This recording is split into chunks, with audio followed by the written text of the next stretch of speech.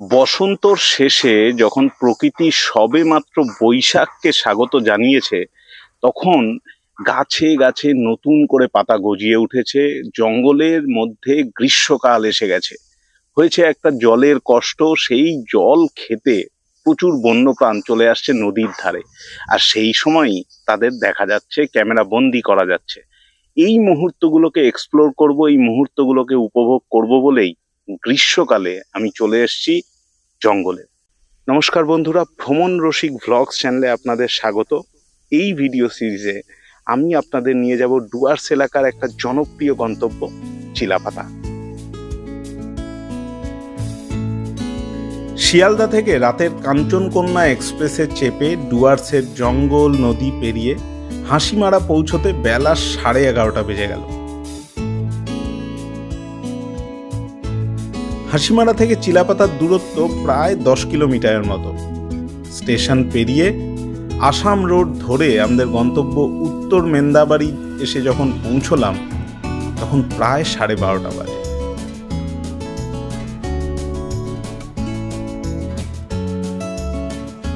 যে এলাকাটায় আমি এসছি, এই এলাকাটার নাম উত্তর মেন্দাবাড়ি। আর এই যে বাড়িগুলো দেখা যাচ্ছে, এটা উত্তর মেন্দাবাড়ির ফরেস্ট বিট হাউস। আর এই দিকটা হচ্ছে চিলাপাতার জঙ্গল। এই যে ফেন্সিংটা দেওয়া আছে, ফেন্সিংয়ের ওপাশটাই হচ্ছে চিলাপাতার জঙ্গল। আর আমি চিলাপাতায় থাকার জন্য বেছে নিয়েছি এই ঠিকানাটাকে, যেটা ঠিক জঙ্গলের পাশেই। এটার নাম Elephanta eco stay. Hasimara station থেকে এই জায়গার দূরত্ব আনুমানিক 10 কিলোমিটার মতো। তো এই প্রপার্টিটাতে এন্ট্রি নিলেই এখানে দেখা যায় অনেকগুলো থাকার জায়গা, মোট 7টা থাকার জায়গা রয়েছে। তার মধ্যে এখানে হোটেলের ম্যানেজার থাকেন রিসর্টের, যিনি পুরো প্রপার্টিটাকে ম্যানেজ করেন। আর ওই দিকে যে দুটো জায়গা দেখা যাচ্ছে উপরে, ওই দুটো জায়গা থাকার জায়গা। আবার ওখানে একটা জায়গা আছে 3টে, আর তার পাশের জায়গাটায় ওপরে নিচে মিলে 4টে 5টা। আর ওইখানে একটা কটেজ রয়েছে, যেটা 6 নম্বর থাকার জায়গা। কিন্তু আমি থাকছি এই কটেজটায়। তার একটা অবভিয়াস রিজন হচ্ছে এটা ঠিক জঙ্গলের পাশেই। আর এই পুরো প্রপার্টিটাকে দেখলে আপনার বেশ সুন্দর লাগবে। এই প্রপার্টিতে পাখি যেরকম আছে, ওখানে আমি দেখতে পাচ্ছি একটা হুপি। এখানে প্রচুর পাখিও রয়েছে, হর্নবিলের আনাগোনা রয়েছে। চারিদিকের পরিবেশ ভীষণ সুন্দর।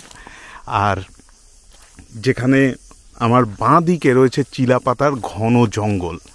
তো এই এলাকাটা আমার খুব সুন্দর লাগছে, প্রপার্টিটাও খুব দারুণ লেগেছে। আর আমি একটা কথা বলতে পারি যে আমি যত জায়গায় থেকেছি তার মধ্যে এই প্রপার্টিটা আমার কাছে বেস্ট লেগেছে। এর কারণটাও আপনাদের সাথে শেয়ার করব, আপনাদের দেখাই। এই রুমটাই প্রবাবলি নাম্বার 1 রুম বলে ওনারা আর কি ওনারা মেনটেন করেন ওনাদের নাম্বারিংয়ের হিসাবে। এখানে শুধু আপনি এই শব্দগুলো শুনুন আর ভাবুন যে আপনি জঙ্গলের পাশেই আছেন। রুমের মধ্যে 4 জনের থাকার ব্যবস্থা, 2টো ডাবল বেড রয়েছে, table chair, TV, even SEO রয়েছে রুমের মধ্যে। আর এই সাইডে রয়েছে একটা মিরর কাম আলমারি। এখানে রয়েছে বেসিন, টয়লেটও বেশ বড়। এই রুমটা এসি রুম। তবে যে সময়ে আমরা এসছি, এটা বৈশাখ মাস হলেও আমাদের এসির দরকার পড়ছে না। এসির কোনো প্রয়োজনই অনুভব করতে পারছি না, এত সুন্দর আবহাওয়া, খুব সুন্দর হাওয়া দিচ্ছে। আর এটা রুমের ব্যালকনি। এই ব্যালকনিতে বসে জাস্ট চিলাপাতার জঙ্গলকে উপভোগ করা যায়। এই সামনেই যে ফেন্সিং রয়েছে, ফেন্সিংয়ের ওপাশটাই চিলাপাতার ঘন জঙ্গল। অনেক সময় এখানে বন্য প্রাণেরও দেখা পাওয়া যায়। হোটেলের এনারা বলছেন, হোটেলের যারা স্টাফ রয়েছেন তারা বলছেন এখানে প্রায়ই হাতি, বাইসন দেখা যায়। বিশেষ করে শীতকালের দিকে এলে হরিণ, বাইসন এগুলো তো দেখা যায়ই যায়। তবে গরমকালের দিকে খুব সম্ভবত হাতির দেখা পাওয়া যায়। তার কারণ বিভিন্ন ফলের খোঁজে হাতিরা অনেক সময় গ্রামাঞ্চলের দিকে আসে, তখনই দেখা মেলে গজরাজের। ঘন সুন্দর এই জঙ্গল ব্যালকনিতে বসে সুন্দর উপভোগ করা যায়। আসল মজাটা আমার মতে হবে ঠিক রাত্রিবেলা যখন ব্যালকনিতে বসে এই শব্দগুলোকে এক্সপ্লোর করব, এই জিনিসগুলোকে এক্সপ্লোর করব। এখানে অনেক রকম পাখির আওয়াজও পাওয়া যাচ্ছে, সব মিলিয়ে খুব খুব সুন্দর পরিবেশ। আমাদের আজ এখানে পৌঁছতে বেলা হয়ে গেছে, অনেকটা দেরি হয়ে গেছে, তাই আমরা খুব স্বল্প পরিসর পেয়েছি ঘুরে বেড়ানোর। তো এই স্বল্প পরিসরে আমরা আজকে যাব সাউথ খয়ের বাড়ি। সাউথ খয়ের বাড়ির নাম আপনারা অনেকেই শুনেছেন, অনেকে হয়তো গেছেন। তো আমি আজকে আমার পরিবারকে নিয়ে যাব সাউথ খয়ের বাড়ি। সেখানে গিয়ে কি কি এক্সপ্লোর করছি আর সাউথ খয়ের বাড়ি থেকে এখানে ফিরে কি কি করছি সেই সমস্ত অ্যাক্টিভিটিস আপনাদের সাথে শেয়ার করব। আর আপনাদেরকে একটাই অনুরোধ, ভিডিওটা শেষ অবধি দেখবেন। লাঞ্চের পর আমরা সবাই রওনা হলাম দক্ষিণ খয়ের বাড়ি। চিলাপাতা থেকে যেতে হবে প্রথমে জলদাপাড়া, আর সেখান থেকে যেতে হবে খয়ের বাড়ি। সব মিলিয়ে প্রায় 30 কিলোমিটারের পথ।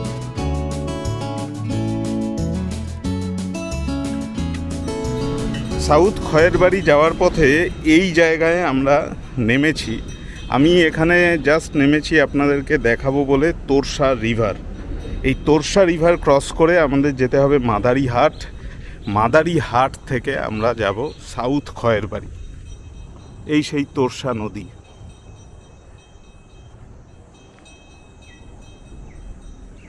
ভুটান থেকে বয়ে এসে তোরসা নদী ওয়েস্ট বেঙ্গলে ঢুকেছে। আর এই তোরসা নদীর উপরে রিভার ব্রিজ, এটা ক্রস করে আমাদের ওই দিকে যেতে হবে মাদারিহাট।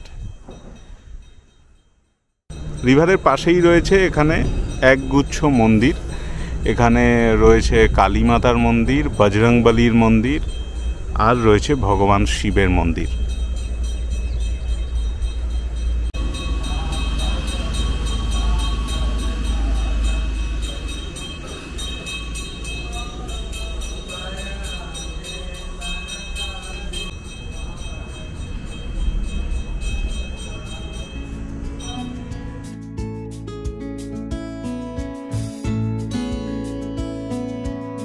জলদাপাড়া পেরিয়ে যখন আমাদের গাড়ি এগোতে লাগলো তখন লক্ষ্য করলাম রাস্তার প্রশস্তিও ছোট হতে লাগলো, বাড়তে লাগলো দুধারের গাছের সারি। পেরোলাম ছোট ছোট গ্রাম। খয়ের বাড়ি পৌঁছতে বিকেল হয়ে গেল।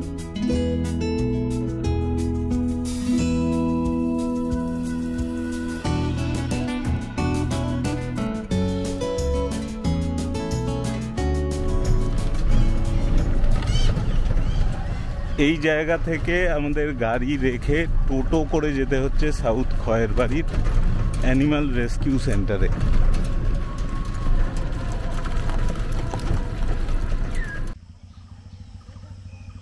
গেটের বাইরে টোটোকে রেখে আমরা এই সুন্দর গাছগাছালি দিয়ে ঘেরা পথ দিয়ে এগিয়ে চলেছি অ্যানিমাল রেস্কিউ সেন্টারের ভেতরে। এখানে বিভিন্ন খাঁচায় রয়েছে রেস্কিউড অ্যানিমালদের।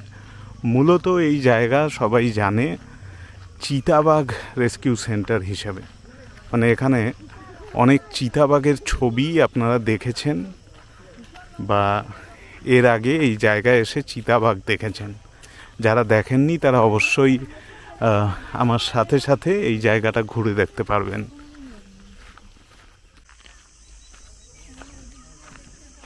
খয়ের বাড়ি বিখ্যাত এখানকার চিতাবাঘ সংরক্ষণের জন্য। কি সুন্দর জায়গাটা! আমার তো এই জায়গায় জন্তু দেখবো কি আগে প্রকৃতিকে ভালো করে দেখে নিই।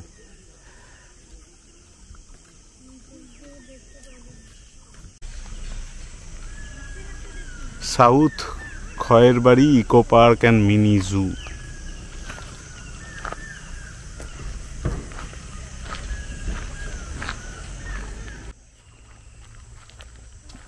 জায়গাটার প্রথম ইমপ্রেশন আমার কাছে মনে হচ্ছে আগে এখানে অনেক কিছু ছিল, এখন কিছু নেই। অনেক কিছু আগে অনেক রকমের ব্যবস্থা ছিল, এখন সেইগুলো কিছুই নেই। এখানে সব চিতাবাঘের common name, scientific name, size, weight সম্পর্কে তথ্য দেওয়া। এখানে একটা পুরানো ভাঙাচোরা টিকিট কাউন্টার, কার সাফারি, এইসব অনেক কিছু হয়তো ছিল, কিন্তু এখন কিছুই নেই।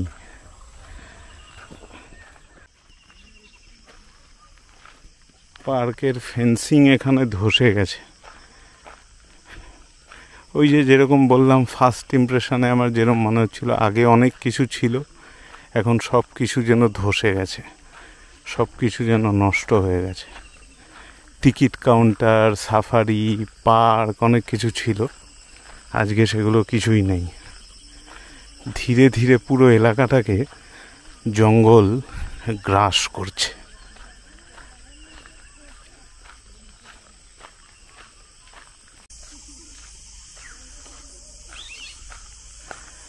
আমরা এই প্রথম রেস্কিউ সেন্টারটাকে ছাড়িয়ে এবার সেকেন্ড রেস্কিউ সেন্টারের দিকে চলে এসেছি।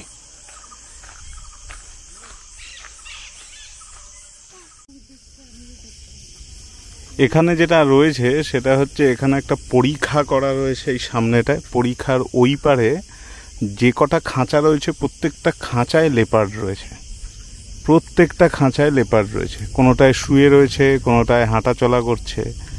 সেইগুলো এখান থেকে বোঝা যাচ্ছে না। তার একটা কারণ হচ্ছে সূর্যটা ওই দিকে, আমরা পশ্চিম দিকেই সূর্য, আর পশ্চিম দিকেই আমরা তাকানোর চেষ্টা করছি বলে লেপার্ডগুলো পুরো অন্ধকার আসছে। তাও যতটা আমি দেখতে পাচ্ছি ততটাই আপনাদের সাথে শেয়ার করছি।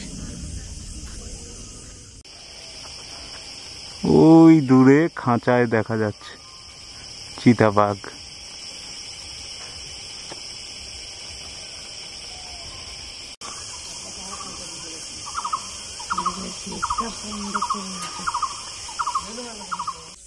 আমাদের গাইড যিনি আছেন উনি বললেন এই গাছটা শিমুল গাছ নয়, ফুলগুলো শিমুলের মতো, কিন্তু এটা কি গাছ ওনার থেকে জানবো। চিতাবাঘের জন্য এলেও এই যে ফেন্সিংটা রয়েছে যেখানে চিতাবাঘ রয়েছে, তার উল্টো দিকের যে জঙ্গল আর এত উঁচু উঁচু যে গাছ, এখানে নানান রকমের পাখি দেখা যাচ্ছে, অনেক রকম পাখি, তাদের নানান রকমের কল, কি সুন্দর যে লাগছে, ভাষায় বর্ণনা করা অসম্ভব।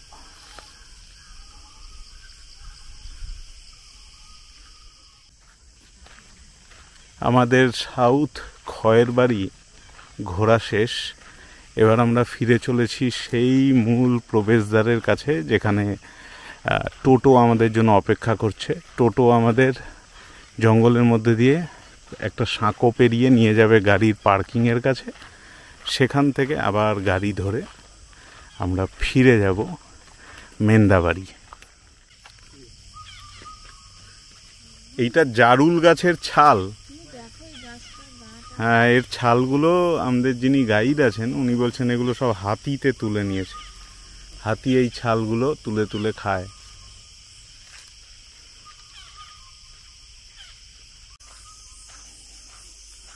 সাউথ খয়েরবাড়ির চিতাবাঘ তো অনেক দূর থেকে দেখতে পেলাম, কিন্তু এর পরিবেশ আমার অসাধারণ লাগলো। এই পরিবেশ, এই সেটিং, এই এনভায়রনমেন্ট, এটা আমাকে মুগ্ধ করলো। আর বিশেষ করে এখানে প্রচুর পাখি রয়েছে, গাছে গাছের ডালে তাদের কল, তাদের আওয়াজ, বিভিন্ন ইনসেক্টের আওয়াজ যেগুলো আপনারা শুনতে পাচ্ছেন, সব মিলিয়ে এক অসাধারণ মনোমুগ্ধকর পরিবেশ তৈরি হয়েছে। আর সেইটাই আমার সব থেকে বেশি ভাল লাগলো। এখন বন দফতরের এই ফেন্সিংয়ের কাজ চলছে, এই যে ফেন্সিংগুলো দেওয়া আছে এই ফেন্সিংয়ের কাজ চলছে, পুরো কমপ্লিট হয়নি। এই ফেন্সিংয়ের কাজ কমপ্লিট হলে চিতাবাঘগুলোকে এরকম খোলা জায়গায় ছেড়ে দেওয়া হবে। এখন ওরা খাঁচাবন্দি, তো সেটা টেম্পোরারি, ওদেরকে খুলে দেওয়া হবে, ওরা একটু খোলা বিচরণ ক্ষেত্র পাবে, সেখানে ওরা ঘুরে বেড়াবে। মানে আপনারা কেউ যদি খয়েরবাড়ি আসতে চান তাহলে অন্তত মাস 6 পরে এলে এটাকে অন্য রূপে হয়তো দেখতে পারেন, আর চিতাবাঘগুলোকেও খুব ভালোভাবে দেখতে পারবেন।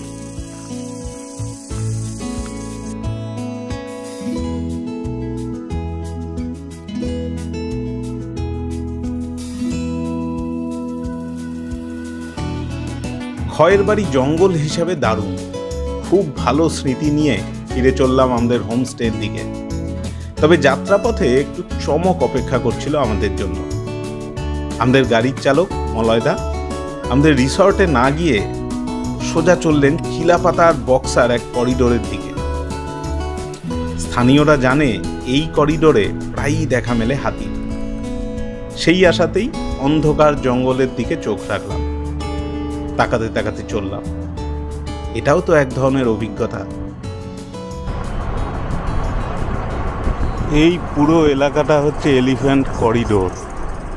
এইখানে হাতি দেখার সম্ভাবনা অনেক বেশি, তাই এদিক দিয়ে গাড়ি করে চোখ রাখতে রাখতে যাচ্ছি, যদি হাতি স্পট করা যায়।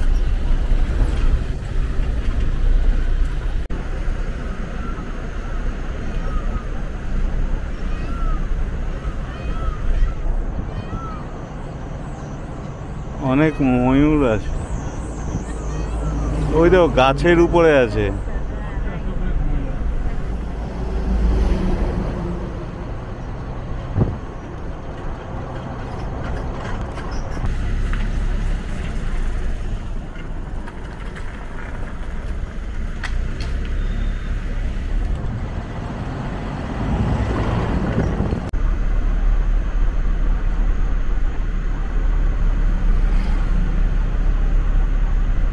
অন্ধকার হয়ে এসছে, এখন সেরকম স্পষ্ট কিছুই দেখা যাচ্ছে না।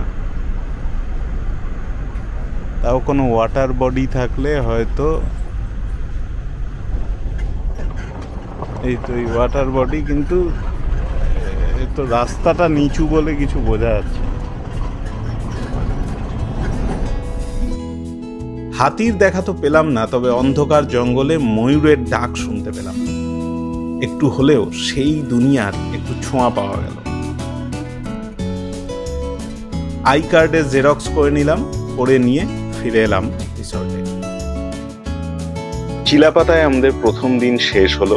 প্রথম দিনে তো আমরা পৌঁছেছি অনেক দেরিতে, তার মধ্যে যে স্বল্প পরিসরটুকু পেয়েছি তার মধ্যে আমরা গিয়েছিলাম সাউথ খয়ের বাড়ি, আর এই রিসর্টের আশেপাশটা ঘুরেছি। আর আরেকটা বক্সা চিলাপাতার করিডোরে হাতির খোঁজে গেছিলাম, যদিও দেখতে পাইনি।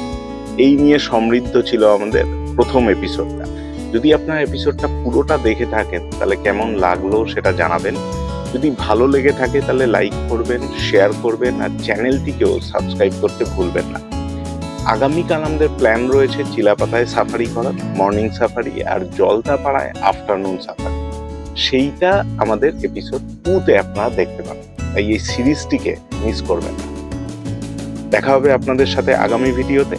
এখনকার মতো গুড নাইট, নমস্কার।